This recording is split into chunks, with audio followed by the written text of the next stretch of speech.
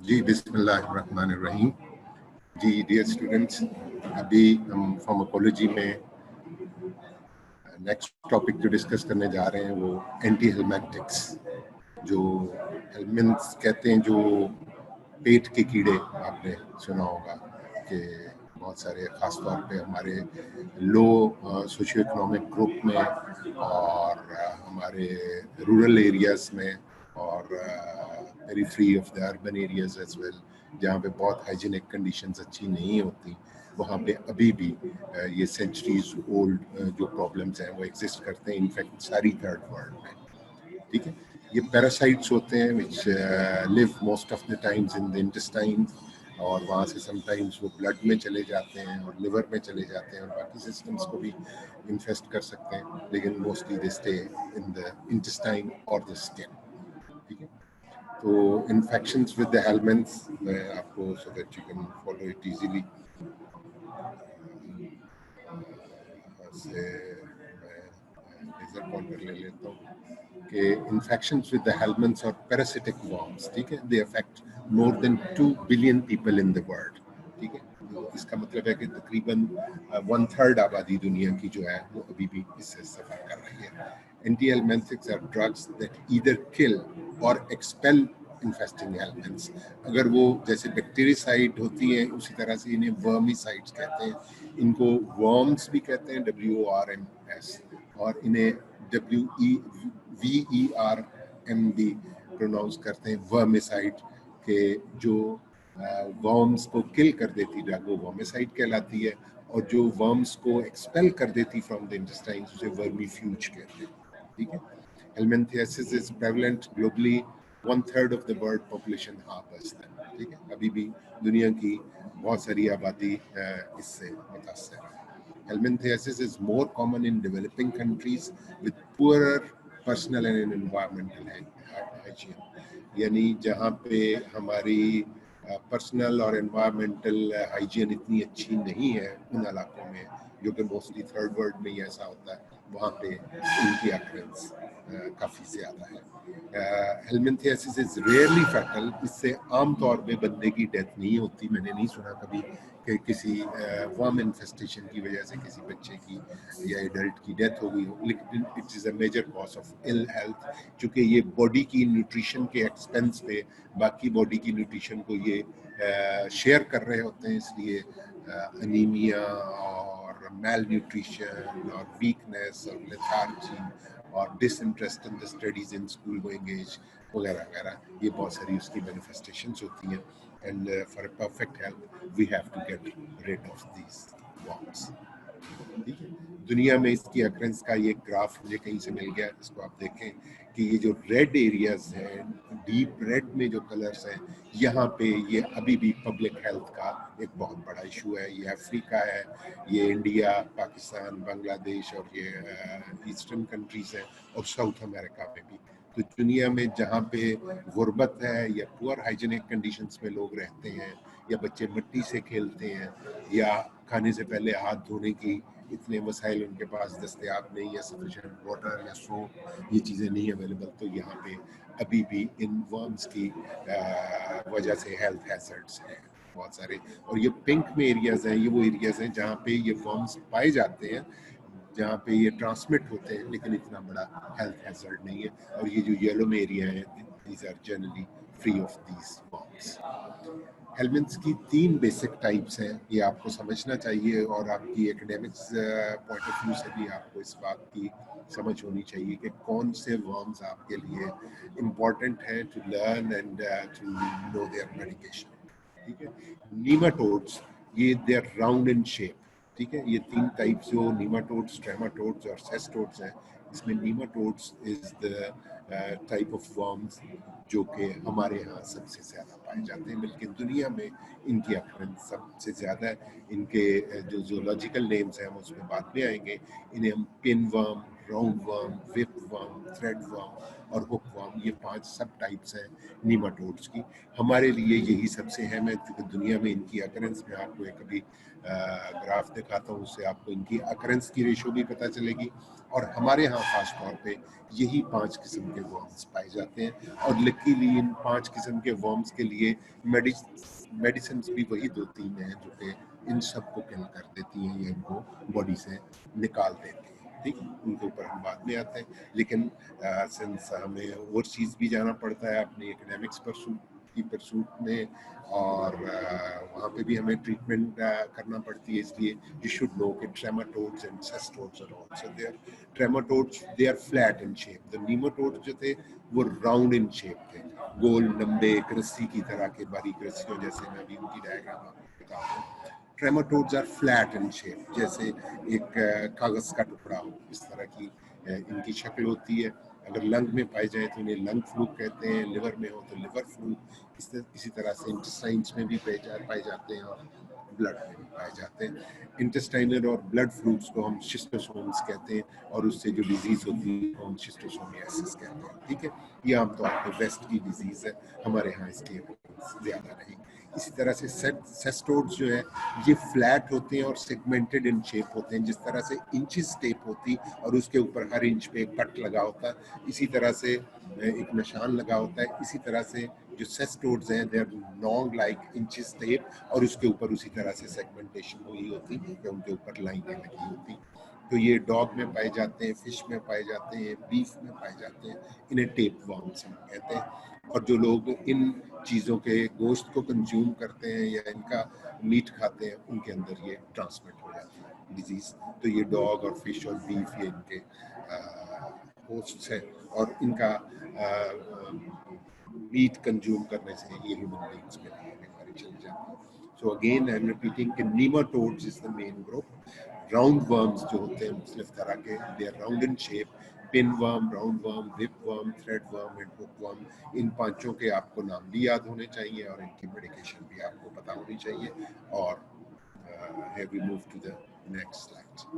ये एक typical feature है, टिपिकल लुक है एक बच्चे की। अगर आप गांव में रहते हैं या कभी गांव में जाना हो तो आप ये देखेंगे कि इस तरह के कमजोर सा ऑर्डिनरी सी हेल्थ का बच्चा, लेकिन पेट उसका बहुत ज्यादा डिस्टेंडेड और बड़ा हुआ। तो इन बच्चों के टिपिकली ये एक फीचर हमें देखने को मिलता है हमारे अपने रूरल एरियाज में और पुअर अर्बन एरियाज में in the suburbs of the city.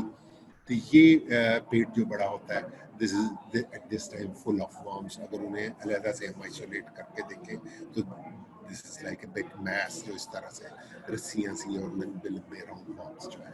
ठीक है, तो ये सॉइल ट्रांसमिटेड हेलमिंथ इन्फेक्शंस हैं। इसमें राउंड वर्म आता है, विप वर्म आता है और हुक वर्म आता है। राउंड वर्म को टेक्निकल में स्केरियासिस कहते हैं, स्केरिस लम्ब्रिकाइडिस इसका पूरा नाम होता है, और इसको विप वर्म को ट्रेचुरा कहते हैं, ट्रेचुरियासिस इसका डिजीज का नाम लेते हैं। इनको अगर आप राउंड वर्म, विप वर्म और हुक वर्म के तौर पे याद रखें तो ये टिपिकल उसकी लुक है। और ये हमारे यहाँ स्कूल गोइंग चिल्ड्रन में ये सबसे ज्यादा पाया जाता है। ठीक है, और डेवलपिंग कंट्रीज सारी की सारी में। और ये लुक को याद रखिएगा, कभी भी आपको ऐसा बच्चा राह चलते भी मिले तो आप उसको बुला के और उसके पेरेंट्स को वहाँ पे एडवाइस कर सकते हैं कि इसको आप सिंपल सी मेडिकेशन है, वन टाइम लेनी होती है या 15 डेज के बाद रिपीट करनी होती है। अल्बेंडाजोल या मेबेंडाजोल हम मेडिसिन में बाद में आते हैं, लेकिन ये एक पब्लिक सर्विस है जो आप चलते फिरते आपके हर वक्त ट्रीटमेंट बैग में इस किस्म की मेडिसिन मैसर होनी चाहिए जो आप लोगों को गिफ्ट करते हैं। आपकी सिंपल सी एक मेडिकेशन देने से ये बच्चा would start enjoying a better health. ठीक है, तो ये सॉइल ट्रांसमिटेड, जो बच्चे मिट्टी में खेलते हैं और हाथों पे मिट्टी लगाते हैं और वो फिर उसी तरह से खाना खा लेते हैं, मुंह में हाथ ले जाते हैं, तो स्किन से भी कुछ एलिमेंट्स हैं जो कि ट्रांसफर होकर ब्लड में चली जाती हैं और कुछ ऐसी हैं जो कि ओरल फीकल रूट से या ओरल रूट से बेसिकली हमारे जिस्म के अंदर पहुंचती है। ये वो स्केरिस लुम्ब्रिकाइडिस राउंड वर्म जिसे कहते हैं, ये उसकी टिपिकल शक्ल है। ये देखें, ये लंबा सा, ये यहाँ से शुरू होकर इस तरह से ये लिपटा हुआ पड़ा है और पेट में से ये बहुत सारे, जिस तरह से पिछली डायग्राम में मैंने दिखाया कि ये बहुत सारे इकट्ठे उसने वर्म्स को होल्ड किया हुआ डॉक्टर साहब ने। ये अगर आप इंडिविजुअली इनमें से किसी को देखना चाहें तो इट लुक्स लाइक दिस। और उसकी अगर आप इंटरनल सिस्टम्स को देखें तो ये उसका मेल है, ये उनके अंदर पूरे का पूरा एक डाइजेस्टिव सिस्टम पाया जाता है। There is a mouth, there is an anus, और रिप्रोडक्टिव सिस्टम भी उनके अंदर पाया जाता है। ये फीमेल है और ये मेल है, and they are both found in the patients. They are elongated roundworms with a complete digestive system, including mouth and anus. इसके अलावा विप वर्म को अगर आप देखना चाहें तो उसकी लुक इस किस्म की होती है, और पिन वर्म को देखना चाहें तो इस किस्म की वाइटिश सी स्किन होती, वो स्किन को इन्फेस्ट करता है, और इस किस्म की अगर आप उसको स्किन को स्ट्रेच करके देखें तो वाइट सी ये फ्लेकी सी एक पिक्चर नजर आ रही होती। और अगर आप हुक वर्म को देखें तो हुक वर्म जब स्किन को इन्फेस्ट करता है तो इस तरह की एक रेज्ड सी लीजन जो है वो हुक वर्म से आ जाती।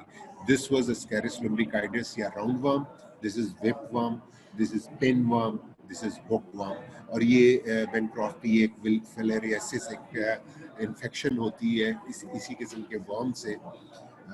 बेंक्रोफ्टी विचरेरा बेंक्रोफ्टी उसका नाम है, और इसमें हमारी जो लिम्फ की ड्रेनेज है वो ब्लॉक हो जाती है, और लिम्फ की ड्रेनेज की वजह से ये लिम्फ की शक्ल इस तरह से हो जाती। वी शुड बी थैंकफुल कि अल्लाह ने हमें इतनी अच्छी सेहत दी और इतने अच्छे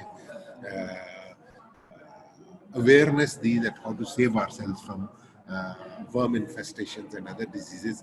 तो खुदा न खास्ता अगर किसी को फिलेरियासिस हो जाए तो उसके लिम्फ की ब्लॉकेड की वजह से बॉडी के अंदर लिम्फ इस तरह से एक्सट्रीमिटीज में कलेक्ट हो जाता है और ये लिम्फ की शक्ल हो जाती है। This is normal leg and this is leg having filariasis.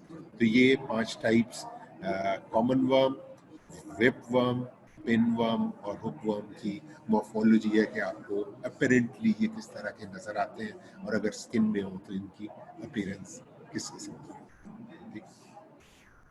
Moving to the next slide, the relative incidence of helminthic infections। ये अगर आप देखें कि दुनिया में किस तरह से this is ये स्केल है 100 मिलियन का, यानी this is 500 million, this is the 1000 million यानी 1 बिलियन, this is 1.5 बिलियन। तो सिर्फ एस्केरिस लम्ब्रिकाइडिस जिसको हम राउंड वर्म कहते हैं उसका incidence is 1.5 billion people in the world. 1500 million that makes 1.5 billion. सबसे ज्यादा दुनिया में जो इन्फेस्टेशन पाई जाती वर्म इन्फेस्टेशन वो एस्केरिस लम्ब्रिकाइडिस या जिसे हम राउंड वर्म कहते हैं, उससे जरा कम तकरीबन 1 बिलियन के करीब अकरेंस है, 1 बिलियन पेशेंट्स हैं इसके हुक वर्म के। उसके अलावा ट्रेचरस जो पिन वर्म हमने इसको पहले बताया, इसके भी तकरीबन 1 बिलियन से लिटिल लेस। और उसी तरह से इंट्रोबियस वर्मिकुलरिस, उसके बाद फिर शिस्टोसोम्स, फिर टेपवर्म्स। तो ये 4-5 जो नीमाटोड्स मैंने पहले आपको बताए थे, आप देखेंगे कि दुनिया में इंसिडेंस इनका ज्यादा है। 1/3 of the world population is infested by these worms. ठीक है, ये रेड में नीमाटोड्स हैं। तो थोड़े से ट्रेमाटोड्स और उससे भी कम सेस्टोड्स ये टेपवर्म्स देखने को मिलते हैं। तो तकरीबन 30% of the world population is infested with ascaris lumbricoides or round worm जिसे हम कहते हैं।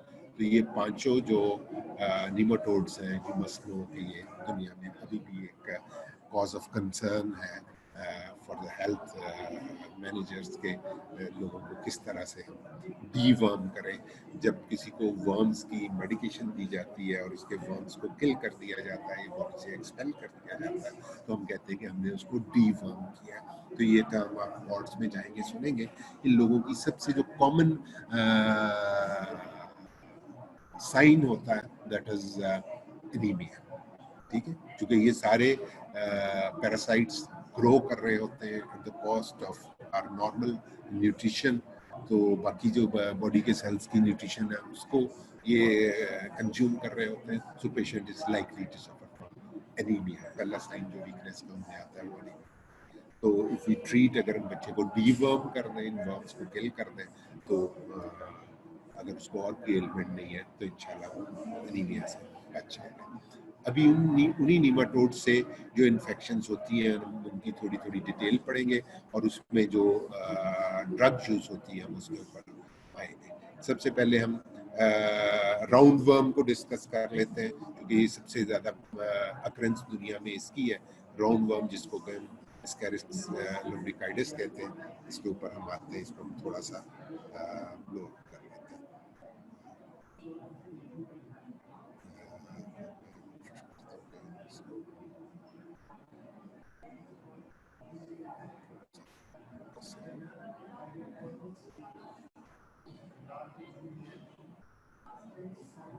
चलो, एस्केरिस लम्ब्रिकाइडिस राउंड वर्म इन्फेस्टेशन, इसमें ingested larva grow in the intestine, ठीक है, मुंह के जरिए बच्चे के पेट में चले जाते हैं, they grow in the intestine, multiply होते हैं और अच्छा खासा मैस बन जाता है, पेट बच्चे का फूल के बाहर आ जाता है और समटाइम्स ये इनका मैस इतना ज़्यादा होता है कि इंटेस्टाइन के अंदर ऑब्स्ट्रक्शन काज कर देते हैं, ठीक है, and they may pass into the blood, और वहाँ से ब्लड से होते हुए ये लंग्स में भी चले जाते हैं।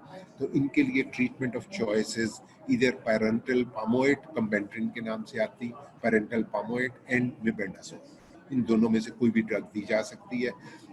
मेबेंडाजोल की जगह पे एल्बेंडाजोल भी यूज हो सकती है। मेबेंडाजोल और एल्बेंडाजोल के मैकेनिज्म के ऊपर हम बाद में आते हैं। तो ये दो ड्रग्स आपने याद रखनी है एस्केरिस लम्ब्रिकाइडिस की इन्फेस्टेशन में या राउंड वर्म की इन्फेस्टेशन में, जो कि दुनिया में सबसे ज्यादा प्रिवेल करने वाली वर्म इन्फेस्टेशन है, ठीक है।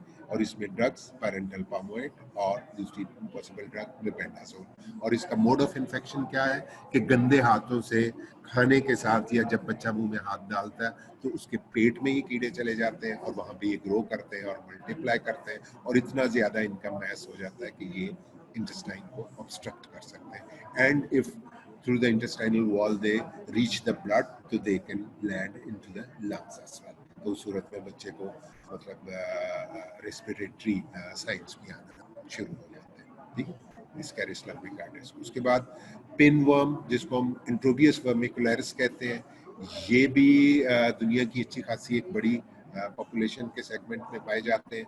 और प्लूराइटिस एनी यानी रेक्टल रीजन में, पेरीएनल रीजन में इचिंग होती है, जिसको आम अगर आपको रूरल लैंग्वेज में हम इसको I remember they used to call it चमूने। ये बच्चों को, जो बच्चे चीनी ज़्यादा खाते थे और चीनी से डराने के लिए उन बच्चों को ये कहा जाता था कि ये रात को आपको इरिटेशन होती पेरिएनल रीजन में और वो बहुत तकलीफ दे होती बच्चों के लिए, they can not really tell the problem and the small kids they keep on crying the whole night, ठीक है। तो ये प्लूराइटिस एनी, इसका एक खास साइन पिनवर्म का ये है, इनकी फीमेल जो है वो एनस से बाहर आके पेरीरेक्टल रीजन में एग लेइंग करती है और उस वक्त बच्चे को इरिटेशन होती है, ठीक है। तो ये चमूने, जिसको हम आप देहाती लैंग्वेज में कहते हैं, वो या प्लूराइटिस एनी कहते हैं, that is because of pinworm. और इसकी भी सिंपल सी ट्रीटमेंट है, वही मेबेंडाजोल है और वही पैरेंटल पामोएट है जो मैंने एस्केरिस लम्ब्रिकाइडिस या राउंड वर्म इन्फेस्टेशन में आपको बताया नीचे। तो यही मेबेंडाजोल और पैरेंटल पामोएट, इसकी भी ट्रीटमेंट है।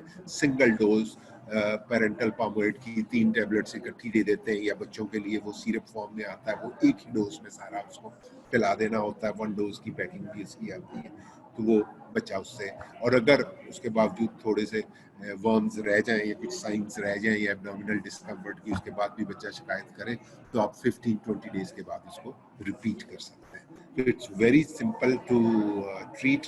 तो ये हमारी बहुत पुअर मैं समझता हूँ कि हेल्थ मैनेजमेंट है कि हम अपने इतनी सारी आबादी को इससे हम, आई बिलीव के ये वो मेडिसिन हैं जो फ्री ऑफ कॉस्ट सारे हमारे रूरल एरियाज में और सारे सब अर्बन एरियाज में ये डिस्ट्रीब्यूट होने चाहिए, और पेरेंट्स साल में एक मरतबा अपने बच्चों को एटलीस्ट डीवॉर्म करें। तो इंशाल्लाह इन द कमिंग डेज इस किस्म की प्रपोजल पे I believe that government should work कि ये free of cost medication provide की जाए, ताकि जो इल हेल्थ इतनी छोटी सी एलिमेंट की वजह से बच्चे सफ़र करते हैं उससे उन्हें बचाया जा सके।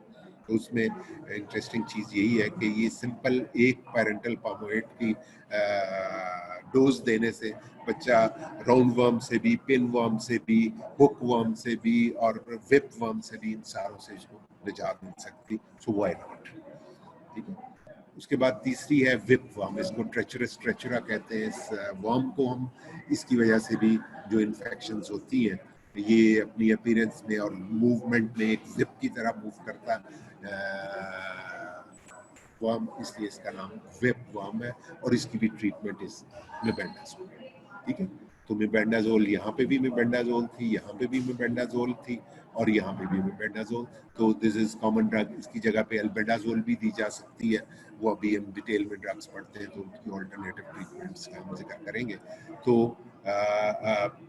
Round worm, pin worm, whip worm, इन तीनों के लिए mebendazole is the drug of choice या पैरेंटल पामोएट इज चॉइस।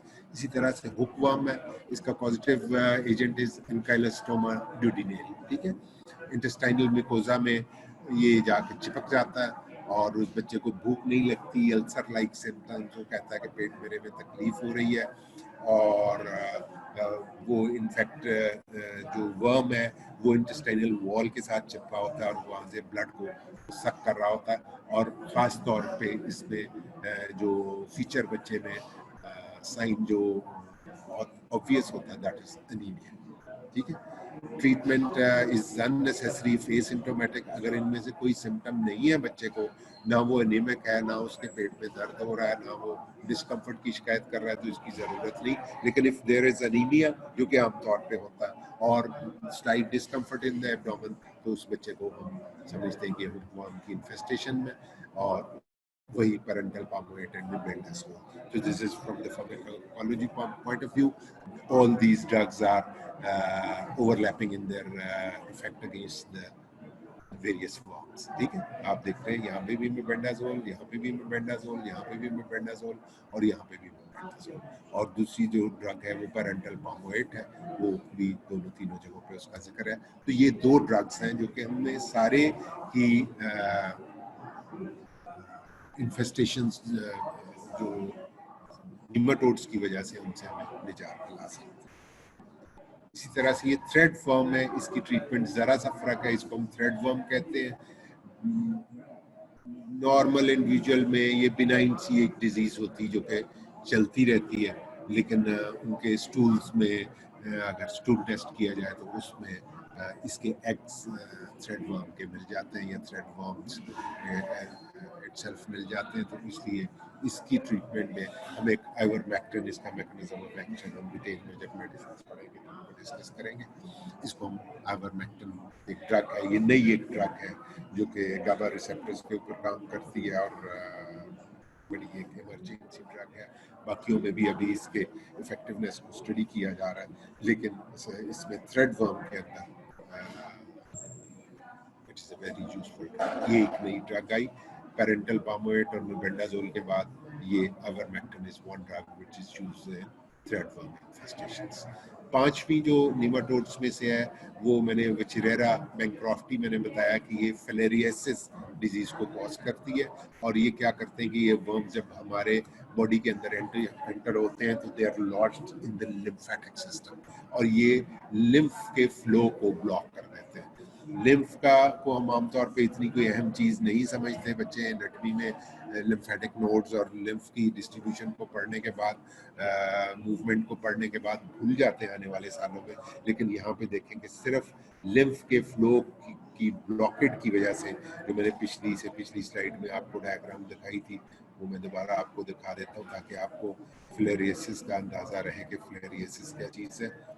ये अभी दिस इज फिलेरियसिस, ठीक है। ये लिम्फ की जब फ्लो ब्लॉक होता है तो distal parts of the body से लिम्फ ऊपर ट्रेवल नहीं कर पाता, तो वो सारा वहाँ पे उसकी कंजेशन हो जाती है, उसका बिल्डअप हो जाता है, या उसकी वजह से ये लिम्फ की शेप हो जाती है, इसको फिलेरियसिस कहते हैं, ठीक है। तो इसकी ट्रीटमेंट हम अब यहाँ पे पढ़ते हैं कि ये it is again treated by कार्बामेजिन और एल्बेंडाजोल।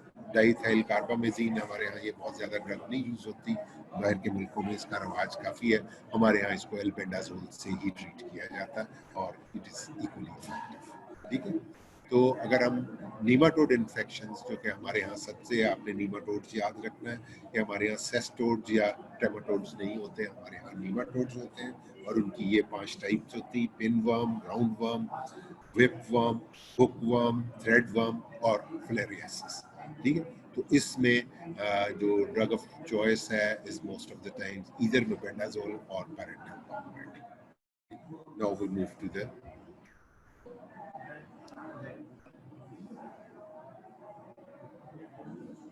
ट्रेमाटोड्स। ट्रेमाटोड्स में मैंने बताया अगर वो लंग में पाए जाएं तो उन्हें लंग फ्लूक कहते हैं, ब्लड में पाए जाएं तो उन्हें शिस्टोसोम्स कहते हैं, लिवर में पाए जाएं तो उन्हें लिवर फ्लूक कहते हैं, और उसके अलावा ये डॉग में भी पाए जाते हैं। ठीक है, अरे डॉग में ये नहीं, वो हम उसके बाद आते हैं इसके ऊपर, सेस्टोड्स के ऊपर। तो इसमें लंग फ्लूक की ट्रीटमेंट प्रेसिक्वेंटल, ठीक है, ये हमारे यहाँ नहीं पाया जाता, इसलिए बहुत डिटेल में हम इसको नहीं पढ़ेंगे। ये लंग फ्लूक अगर लंग में पाया जाए, इट्स ए फ्लैटेंड वर्म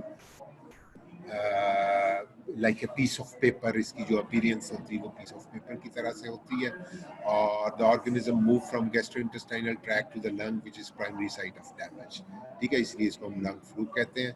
और रॉ क्रैब मीट, हमारे यहाँ क्रैब्स बहुत ज़्यादा नहीं खाए जाते, जो लोग सी फूड लेते हैं उनमें ये ज़्यादा पाया जाता है, और अल्टीमेटली ये जाके लंग में सेटल होता है, इसलिए इसको लंग फ्लूक कहा जाता है। ठीक है, तो प्रेसिक्वेंटल इज द ड्रग, इसके मोड ऑफ एक्शन पे हम बाद में आते हैं।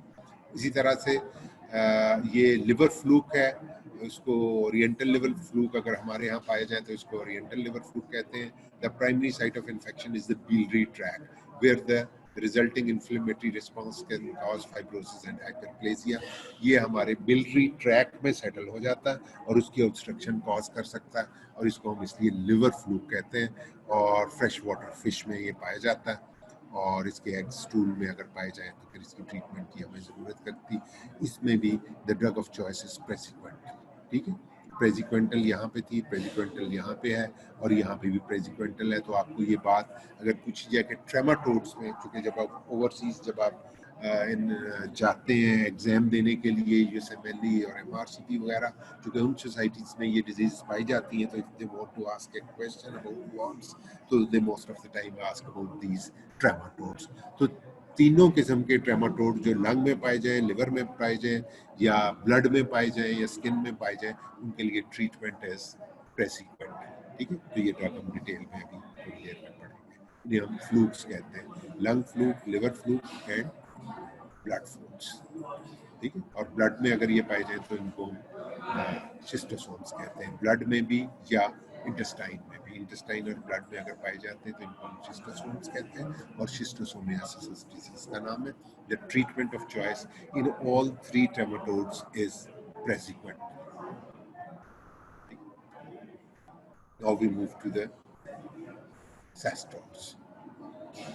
सेस्टोड्स जो है ये डॉग के मीट में होते हैं, पोक में होते हैं, और बीफ में होते हैं, और फिश में भी होते हैं। पोक और डॉग जो अल्लाह ने हमें वैसे ही इनसे बचाया हुआ है, ये हमारे लिए परमिसेबल फूड्स नहीं है, अल्लाह का शुक्र है, और we are save from this disease.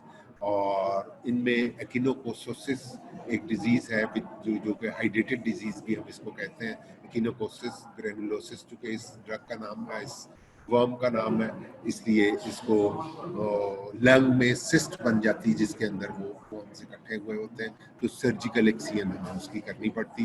Drug of choice इसमें भी एल्बेंडाजोल है, हमारे यहाँ ये नहीं पाया जाता।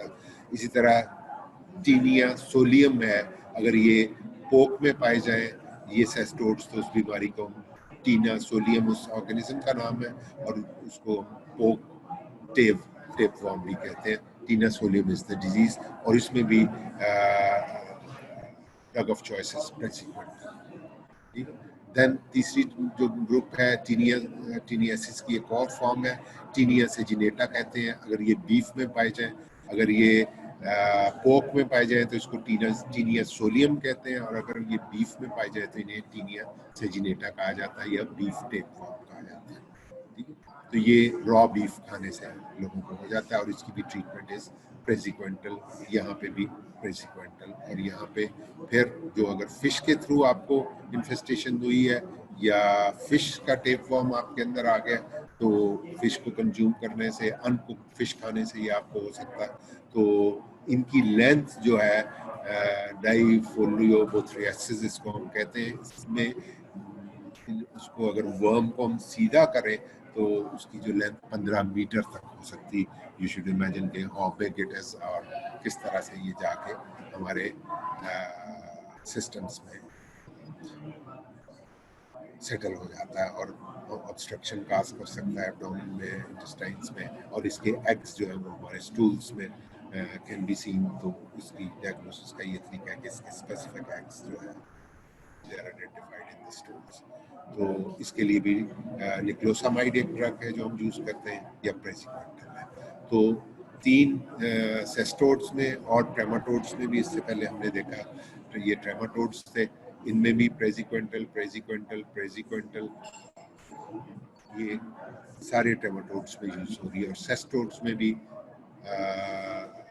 डॉग टेप वर्म में और पोक टेप वर्म में और बीफ टेप वर्म में और फिश टेप वर्म में, सारों में praziquantel is the drug of choice. तो हम डिटेल में वही ड्रग्स पढ़ेंगे जो हमें नीमाटोड्स में यूज होती हैं, अल्बेंडाजोल, बिबेंडाजोल और parental पामोएड।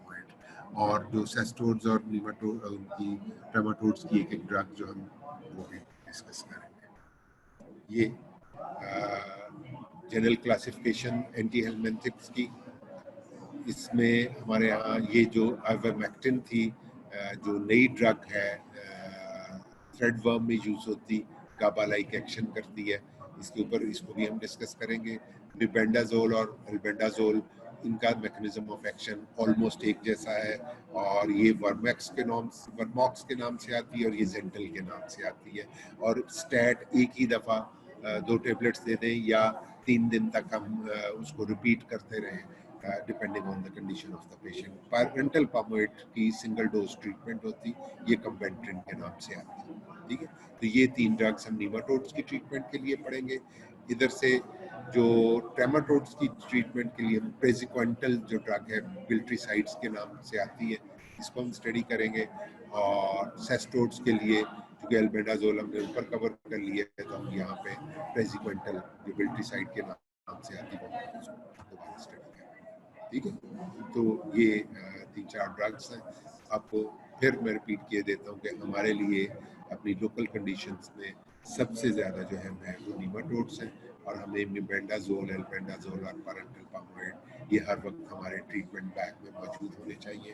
And we should know how to give them, इनकी डोजेज शेड्यूल क्या है, हम इसके ऊपर आते हैं अभी थोड़ी देर में। और सेस्टोड, ट्रेमाटोड्स और सेस्टोड्स हमारे बहुत कम पाए जाते हैं, और इनके लिए अगर आप प्रेसिक्वेंटल को याद रख लें, now we move to the individual drugs. Mebendazole और एल्बेंडाजोल का मैकेनिज्म तकरीबन एक सही है, जैसे मैंने पिछली स्लाइड में कहा कि ये वर्मैक्स के नाम से आती है और ये जेंटल के नाम से आती है। They are effective against all nematodes. ठीक है, only 10% is absorb from GIT. इसकी एब्जॉर्प्शन हमें रिक्वायर नहीं है, क्योंकि ये सारे वर्म्स जो हैं जीआईटी के अंदर ही मौजूद होते हैं, इसलिए ड्रग अगर एब्जॉर्ब होने की बजाय जीआईटी में मौजूद रहे तो वो हमारे लिए ज़्यादा यूजफुल है। मैकेनिज्म ऑफ एक्शन क्या है कि दे असेंबली ऑफ माइक्रोट्यूब्यूल्स, जब वो डिवाइड हो रहे होते हैं वर्म्स, तो उनके माइक्रोट्यूब्यूल्स को असेंबल नहीं होने देते और उनमें ग्लूकोज अपटेक को ब्लॉक कर देते हैं इरिवर्सिबली, यानी मुस्तकिल। एक दफ़ा आपने, इसलिए सिंगल डोज ट्रीटमेंट इनकी होती कि एक दफ़ा जब आप दे देते हैं पेशेंट को, तो वो दोबारा उसमें ग्लूकोज अपटेक होती ही नहीं, फॉर्म में माइक्रोट्यूबुलर उसकी स्ट्रक्चर भी नहीं बन पाता और ग्लूकोज अपटेक भी नहीं होती। तो the worm becomes immobilized, वो हलचल नहीं सकता, उसमें लैक ऑफ एनर्जी की वजह से, चूंकि उसको ग्लूकोज नहीं मिल रही, तो parasites are expelled in the faeces. इसके साथ हम थोड़ा सा कोई लैक्सेटिव भी दे सकते हैं ताकि बच्चे को स्टूल पास हो जाए और उसके साथ ये सारे वर्म्स बॉडी से निकल जाए, और अगर उसने पेट भर के खाना खाया हुआ तो उसके बगैर भी दिस इज यूजफुल। ठीक है, blood levels increased by cimetidine, इसका मतलब इसका ब्रेक डाउन जो है वो साइटोक्रोम P450 सिस्टम के तहत होती है। सो अगर सिमेटिडीन जो कि एंजाइम इनहिबिटर है, वो अगर हम देंगे तो ब्लड लेवल जो है बिबेंडाजोल और एल्बेंडाजोल का उससे बढ़ सकता है, और अगर हम फेनिटोइन देंगे जो कि एंजाइम इंड्यूसर है, तो उससे ब्लड लेवल इनका डिक्रीज हो सकता है। ठीक है, ये बात आपको याद रखना है। डोजेज डोजेज इनकी एडल्ट्स को 10 milligram BD twice a day, BD का मतलब twice a day, 10 milligram twice a day for 3 days. ठीक है, मिबेंडाजोल और एल्बेंडाजोल जो वर्मॉक्स और जेंटल हैं, ये आपने याद रखनी है कि 100 मिलीग्राम की tablet twice a day for 3 days. एक दफ़ा आप दे देंगे तो शायद रिपीट करने की भी ज़रूरत नहीं पड़ेगी, तो सारे नीमाटोड से बच्चे की जान छूट जाएगी। एडवर्स इफेक्ट्स इनके क्या है? एब्डोमिनल पेन, जो कि ऑलरेडी बच्चे को हो रहा होता है, इसलिए थोड़ा बहुत ड्रग से भी हो जाए तो परेशान होने की ज़रूरत नहीं, थोड़ा बहुत नोजिया और वॉमिटिंग और डायरिया। हाँ, ये थोड़ी सी है कि बोन मैरो का थोड़ा सा सप्रेशन ये करते हैं, इसलिए बहुत फ्रीक्वेंटली नहीं देने चाहिए। जैसे मैंने पहले बताया कि once they are given to an adult और बेबी फॉर 3 डेज, बच्चों में ये लिक्विड फॉर्म में आते हैं और इसी तरह से 3 डोजेज उसमें 3 डेज की डोजेज उसमें पैक्ड होती, तो आप उसको एक एक चम्मच 3 दिन तक जब देते तो पेशेंट बिकम सिम्टम फ्री और वर्म्स एक्सपेल हो जाते हैं स्टूल से, और देखा भी जा सकता है। ठीक है, टेरेट्रोजेनिक है, not to be given in pregnancy and children less than 2 years. उसके अलावा एलोपेशिया, यहाँ से इसके साइंस एंड सिम्टम्स से हमें पता चल रहा है एडवर्स इफेक्ट से कि ये रैपिडली डिवाइडिंग सेल्स को कुछ ना कुछ इफेक्ट करती, क्योंकि ये थोड़ा सा एलोपेशिया भी काज कर रही, उधर से बोन मैरो सप्रेशन भी कर रही और टेरेट्रोजेनिक भी है। इसलिए का मतलब है कि ये ड्रग जो है थोड़ी सी कैंसर कीमोथेरेपी की तरह थोड़ा सा ये रैपिडली डिवाइडिंग सेल्स को थोड़ा सा अफिनिटी ज्यादा रखती है। So it is not to be given in pregnancy. Most of the anti-worm drugs जो deworming के लिए यूज होती हैं, एंटी हेलमेंथिक्स हैं, वो प्रेगनेंसी में नहीं दिए जाते। तो इस चैप्टर के एंड के ऊपर बड़ी अच्छी वो स्किल कीपर्स का जहाँ पे आंसर दिया हुआ है, वहाँ पे बहुत अच्छी उन्होंने एक पूरी लिस्ट दी हुई ड्रग्स की, जो कि WHO की तरफ से relatively or absolutely contraindicated है in pregnancy.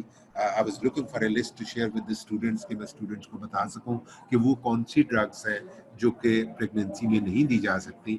तो अगर ये वर्म इन्फेस्टेशन वाले चैप्टर को, एंटी एलिमेंटिक्स वाले चैप्टर का बिल्कुल एंड पे आप देखें तो वहाँ पे स्किल कीपर के आंसर में उन्होंने वो लिस्ट शेयर की हुई है कि जो ड्रग्स एब्सोल्युटली कॉन्ट्राइंडिकेटेड है और जो ड्रग्स रिलेटिवली कॉन्ट्राइंडिकेटेड है, यानी ना दी जाए तो बेहतर है।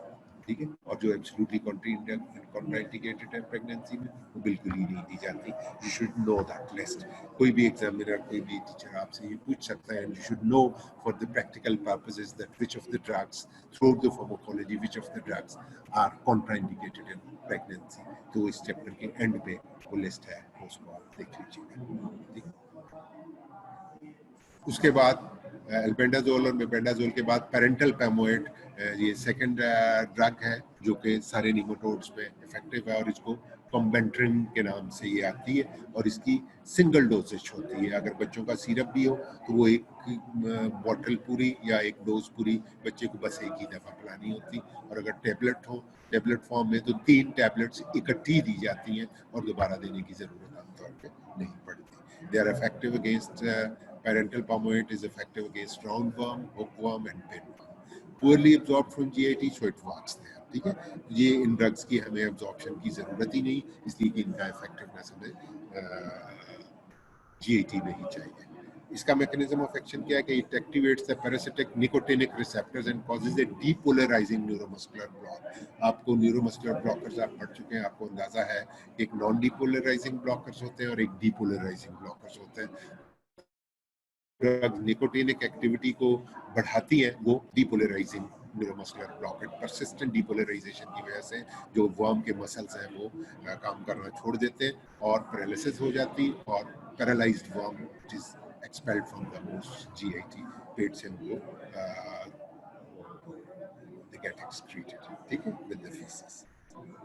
They can be used in combination with mebendazole. अगर बहुत सीवियर इन्फेक्शन है, अगर आपको नजर आ रहा है, तो बच्चे को आप जेंटल और कॉम्बेंट्रिन इकट्ठे भी दे सकते हैं, मतलब मेबेंडाजोल और पेरेंटल पैमोएट इकट्ठे भी दे सकते हैं। जेंटल दे लें या वर्मॉक्स दे लें और साथ कॉम्बेंट्रिन को भी कंबाइन किया जा सकता है। ठीक है, adverse effects include nausea, vomiting, diarrhoea. This is a very safe drug. ठीक है, और ये मैं आपको फिर एक दफ़ा कहूँगा कि you should keep this drug with you, क्योंकि हमें हमारे रूरल एरियाज़ में, हमारे सब अर्बन एरियाज़ में बहुत सारे पेशेंट्स मिल जाते हैं जो कि खासतौर पे बच्चों में जो कि पुअर अपनी लिविंग कंडीशंस और पुअर हाइजीन की वजह से they are suffering from worm infestation. और सिंपली 2-3 चम्मच दवाई के पी लेने से बच्चों में या बड़ों में 3 टैबलेट्स ले लेने से सिंगल डोज ट्रीटमेंट है इसकी, and we can promise a very good health to the patients. Ivermectin जो मैंने बताया कि एक नई ड्रग है, ये ओरली दी जाती है, ब्लड ब्रेन बैरियर क्रॉस नहीं करती, और it intensifies the GABA mediated neurotransmission in the nematodes. अच्छा, ह्यूमन बीइंग्स में ये ब्लड ब्रेन बैरियर को क्रॉस नहीं करती, और ह्यूमन बीइंग्स में गाबा रिसेप्टर सिर्फ सीएनएस में होते हैं। तो ये एक ब्लेसिंग है हमारे लिए कि ये ड्रग ब्रेन में नहीं जाती है और ह्यूमन बीइंग की नॉर्मल फंक्शन को ये इफेक्ट नहीं करती। लेकिन इन वर्म्स के अंदर ये नीमाटोड्स की अंदर जब गाबा मेमेटिक एक्टिविटी करती है और गाबा मीडिएटेड न्यूरोट्रांसमिशन को बढ़ाती है, तो उससे वो स्लो और स्लगिश होकर इमोबिलाइज हो जाते हैं और they are remove from the body. जब उनके अंदर मूवमेंट की सकत नहीं रहती तो वो उस तरह से होस्ट के ऊपर उनकी बाइंडिंग टू द टिश्यूज उस तरह से नहीं हो पाती इंटेस्टाइन्स के अंदर, and with peristalsis they are thrown out of body. Drug of choice in river blindness, ये एक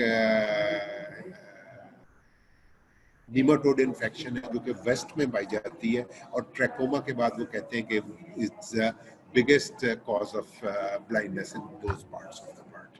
ठीक है, इसके अलावा ये फ्लेरियासिस में यूज होती है और थ्रेडवर्म इन्फेस्टेशंस में यूज होती है।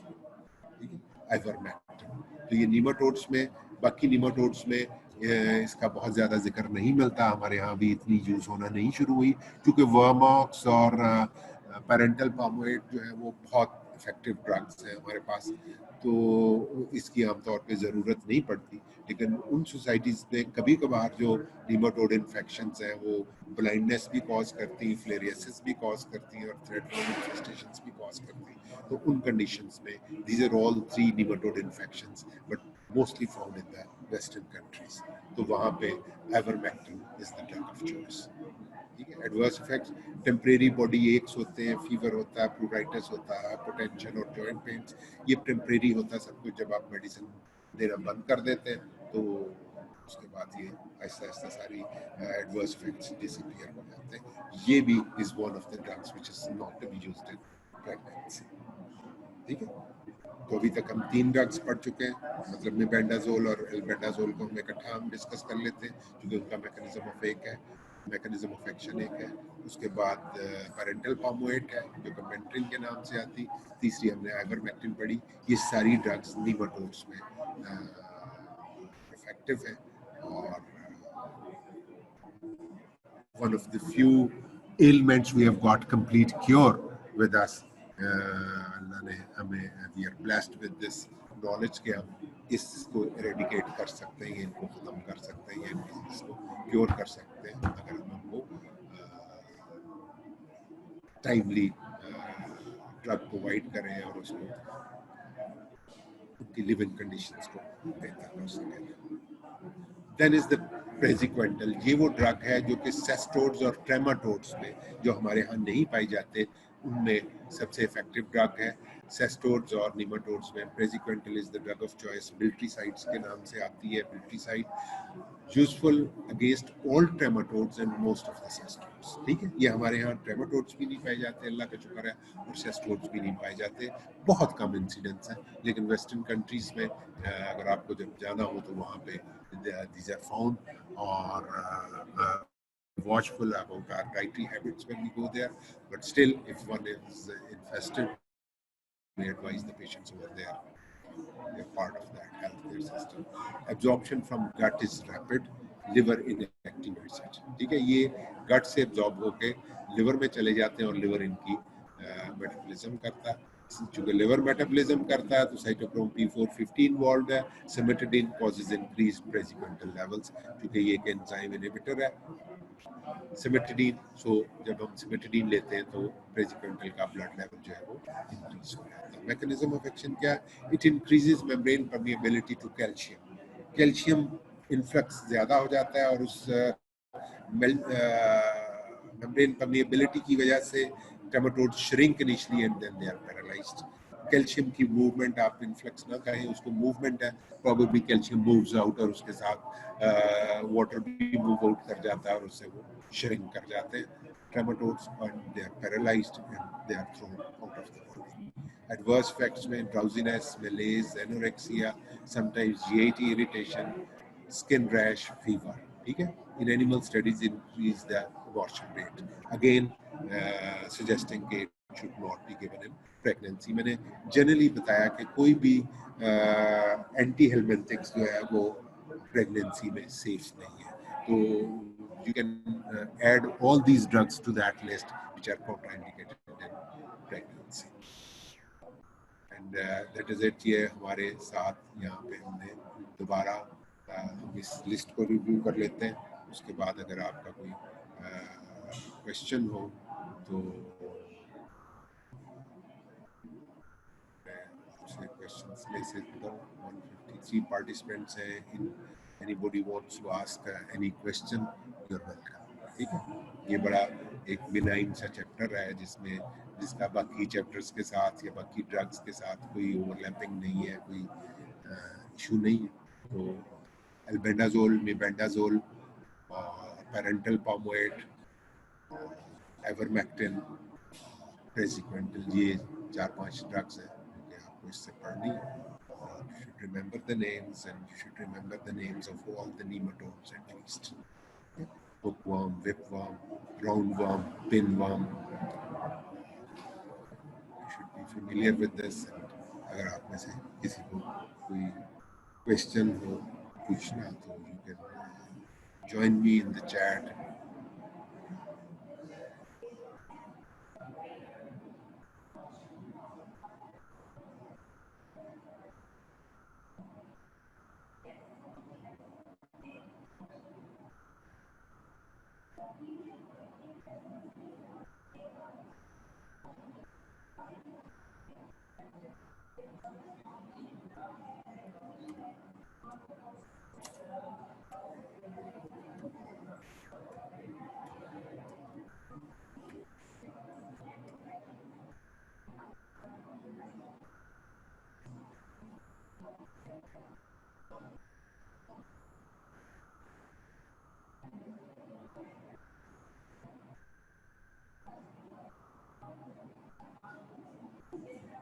रिवर ब्लाइंडनेस बेटे ये नीमाटोड ही इन्फेक्शन है, नीमाटोड्स की ही इन्फेक्शन है और ये वेस्ट में पाई जाती है। ठीक है, और सम और रिवर से उनको ये इन्फेस्टेशन होती है डर्टी वाटर में नहाने से, इसलिए उसको वो रिवर ब्लाइंडनेस कहते हैं।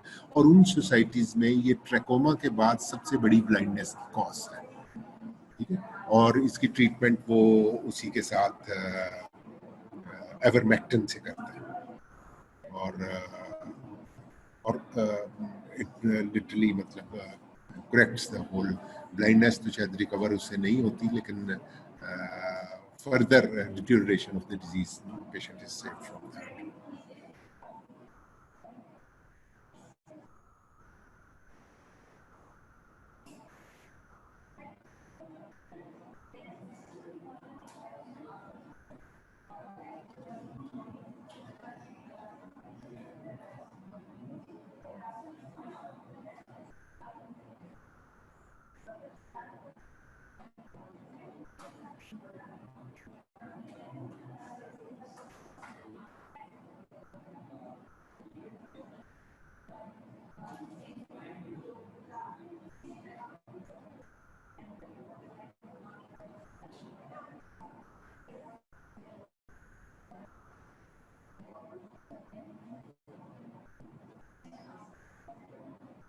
हाँ, आपने पूछा कि नीमाटोड्स हमारी पॉपुलेशन में होते हैं तो व्हाई नॉट, ये इट्स अ ब्लेसिंग।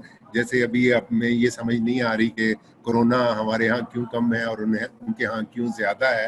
ये वर्म्स दुनिया के मुख्तलिफ हिस्सों में उनकी इंसिडेंस डिफरेंट है, इसलिए सिर्फ इसलिए कि वो नीमाटोड्स की क्लासिफिकेशन में शामिल है, इट शुड बी देयर। तो अल्लाह का शुक्र करें कि वो हमारे यहाँ नहीं है, वरना हमारे यहाँ ऑलरेडी ब्लाइंडनेस काफ़ी सारी और रीजंस की वजह से पाई जा रही है। We are safe from that. ये इंसिडेंट्स है दुनिया के मुख्तलिफ हिस्सों में। जी सर, अपने कहा 1 dose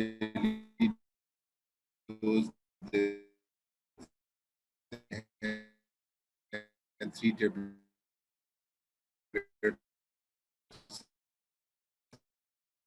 एंड एडल्ट टेबलेट कितने में की पैकिंग और बच्चों में की जो डोज है वो 3 टीस्पून फुल वो उसी पैकिंग में आती है, सिंगल डोजेज पैकिंग में।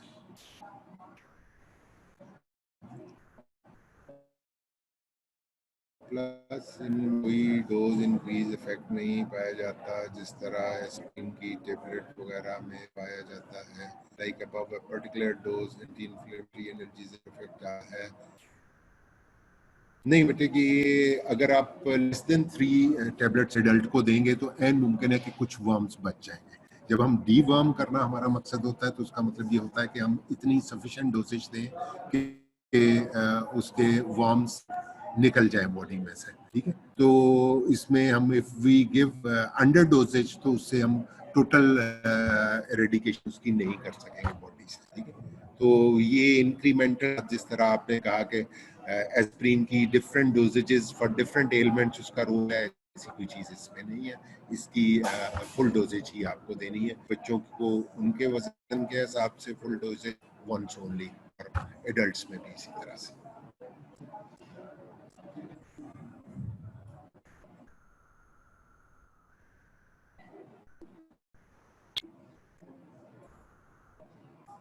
If we use Vortex but worms persist, then do we take for longer than 3 days or switch to? अगर if the worms persist, आप किसी को वर्मॉक्स देते हैं और if the worms persist या स्टूल के अंदर उनका इंसिडेंस जो है वो उसके बाद भी नजर आता है तो 3 वीक्स के बाद आप एक दफा उसको रिपीट कर लेते हैं, ठीक है। ये 3 डेज से एक दफा उसको प्रोलॉन्ग नहीं करते तो to save the patient from the adverse effect चौथे दिन या 5वें दिन हम नहीं देते, हम 3 ही दिन देते हैं, लेकिन फिर 15 दिन के बाद या 1 महीने के बाद हम फिर 3 दिन के लिए उसे दे देते हैं।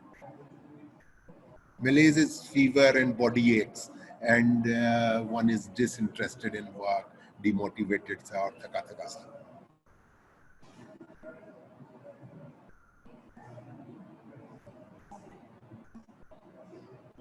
Can I review the slides? मैं एक दफा फिर आपके लिए स्लाइड्स रिव्यू कर देता हूँ। The time is almost over, तो मैं आपको एक दफा क्विकली स्लाइड्स रिव्यू कर दूँ।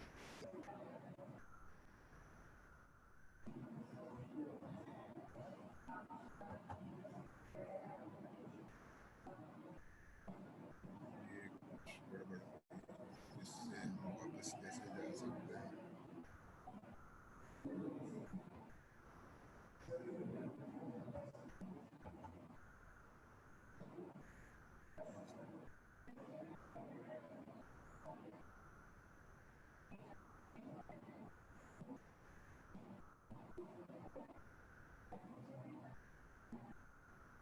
यहाँ से हमने लेक्चर को शुरू किया था,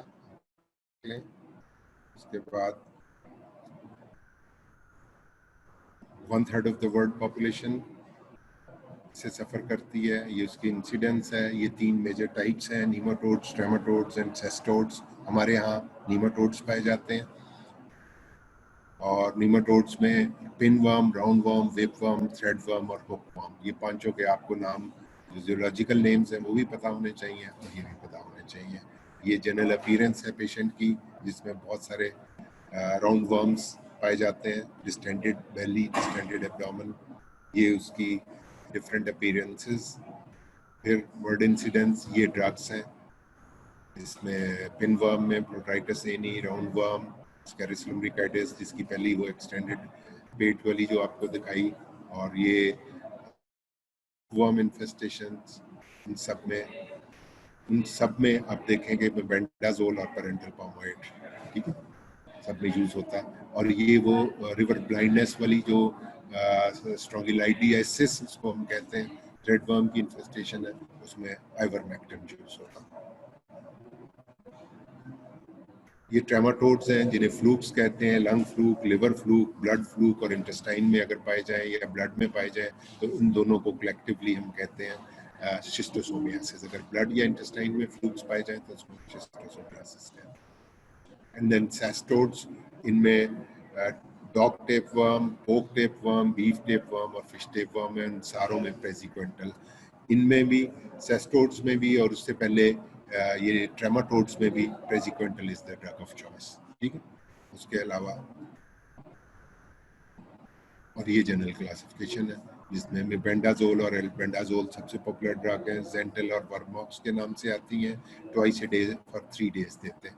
और उसके अलावा जो ड्रग है वो पेरेंटल पामोएट है जो कम्बेंट्रिन के नाम से आती, इसकी 3 टेबलेट्स हम इकट्ठी देते हैं। और ये आइवरमेक्टिन रिवर ब्लाइंडनेस वाली ड्रग, जो कि हमारे यहाँ रिवर ब्लाइंडनेस शुक्र है नहीं पाई जाती, लेकिन आइवरमेक्टिन हमारे यहाँ भी थोड़ा बहुत यूज होना शुरू हो गई। इट्स ए गुड ड्रग जो कि गाबा माइमेटिक है या गाबा एक्टिविटी को एनहेंस करती है और स्लगिश कर देती वर्म को, और वो बॉडी से एक्सपेल हो जाता है। और ये ब्लड ब्रेन बैरियर चूंकि क्रॉस नहीं करती, so it does not go to our brain, और हमारे यहाँ गाबा रिसेप्टर्स ह्यूमन बींग्स में सिर्फ सीएनएस में पाए जाते हैं।